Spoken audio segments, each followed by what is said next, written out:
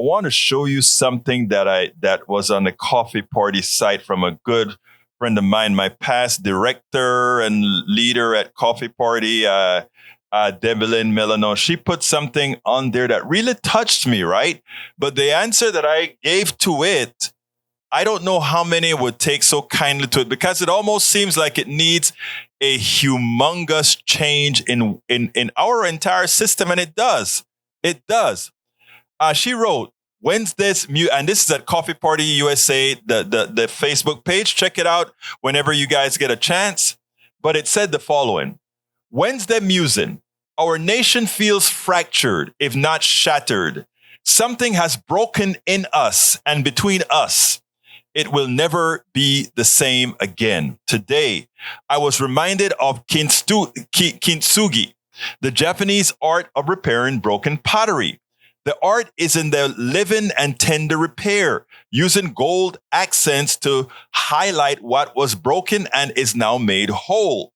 The fractures become the means by which each piece of pottery becomes unique and values. It reminds me of the restorative justice with people. We hold people accountable for their actions, and then we lovingly seek to make the situation whole again. Not the same as it was, but whole with the new conditions of the current reality.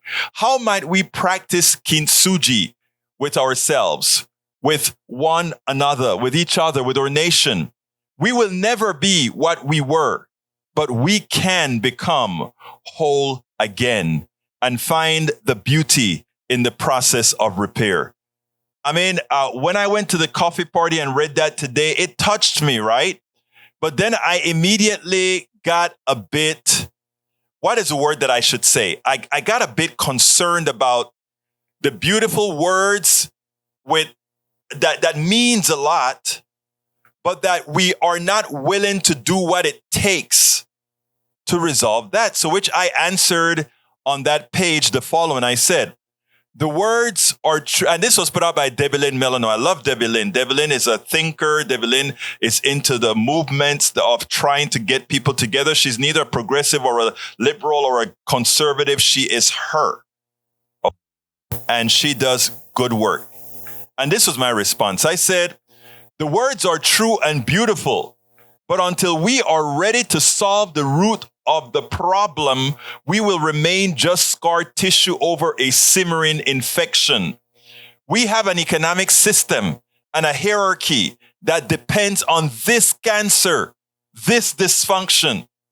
It cannot survive without it. And we cannot live the lives we want to live with it. But we fail to confront it. I want to repeat those last two sentences. We cannot live the lives we want with it, but we fail to confront it. And what do I mean? We have an economic system that depends on a certain sort of thing where others are left behind. That's the only way those small amount of people at the top can really keep what they're doing, right? And we're also dependent on a hierarchy that subverts the rest.